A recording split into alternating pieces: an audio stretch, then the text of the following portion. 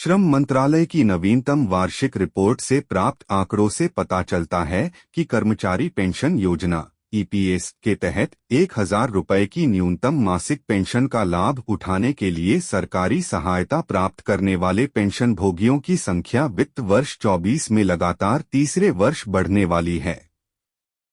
विशेषज्ञों का मानना है कि लाभार्थियों की संख्या में इस वृद्धि का कारण श्रमिकों के वेतन में स्थिरता तथा उच्च मुद्रास्फीति है, जिसके कारण अंशदाताओं का अंशदान कम हो रहा है, जिसके कारण पेंशन के रूप में 1,000 रुपये प्राप्त करने के लिए भी सरकार का अंशदान देना आवश्यक हो गया है। आंकड़ों से पता चलता है कि सरकारी सहायता प्राप्त करने वाले पेंशन भोगियों की संख्या वित्त वर्ष 23 में 2.05 मिलियन से वित्त वर्ष 24 में लगभग 4% बढ़कर 2.13 मिलियन हो गई है।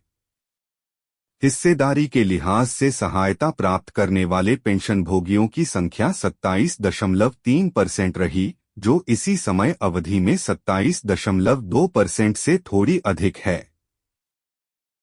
प्रबंधन विकास संस्थान के सहायक प्रोफेसर के.आर. श्याम सुंदर का कहना है कि ईपीएस के अंतर्गत बड़ी संख्या में ग्राहकों को कम वेतन मिलता है, जिससे उनकी कार्यशील आयु के दौरान पेंशन में उनका योगदान बहुत सीमित हो जाता है, जिससे वे पेंशन के बजाय सामाजिक पूंजी पर अधिक निर्भर हो जाते हैं।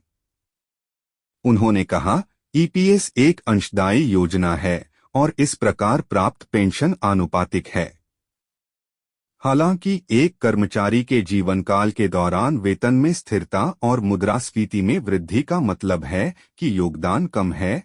इस प्रकार एक कर्मचारी के पास बहुत कम कोष और बाद में बहुत कम पेंशन बचती है, जिसे बाद में सरकारी धन से पूरा करना पड़ता है। सितंबर 2014 में सरकार ने कर्मचारी भविष्य निधि संगठन ईपीएफओ के तहत न्यूनतम पेंशन के कार्यान्वयन के लिए श्रमिक संघों की बहुप्रतीक्षित मांग को प्रभावी बनाया। इस प्रकार सदस्यों के लिए 1,000 रुपये प्रति माह, अनाथ पेंशन भोगियों के लिए 750 रुपये प्रति माह और बच्चों के पेंशन भोगियों के लिए 250 रुपये प्रति माह की न्यूनतम पेंशन प्रदान की गई।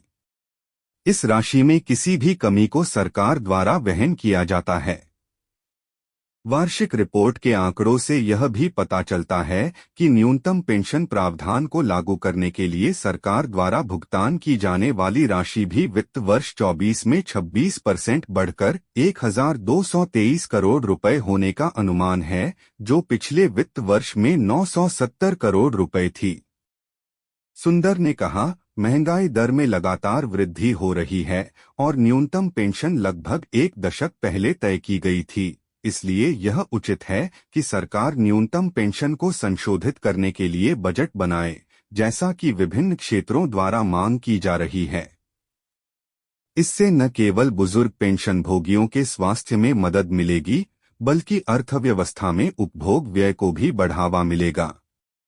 पिछले हफ्ते Chennai EPF pensioners welfare association ने केंद्रीय श्रम मंत्री मनसुख मंडाविया को पत्र लिखकर ईपीएस के तहत पेंशन भोगियों के लिए न्यूनतम मासिक पेंशन को बढ़ाकर 9,000 रुपये करने की वकालत की थी, साथ ही महंगाई भत्ता भी देने की मांग की थी। इसी तरह ईपीएस 95 राष्ट्रीय आंदोलन समिति के एक प्रतिनिधिमंडल ने पिछले महीने ईपीएफओ के वरिष्ठ अधिकारियों से मुलाकात की और न्यूनतम मासिक पेंशन 7,500 रुपये करने पर जोर दिया।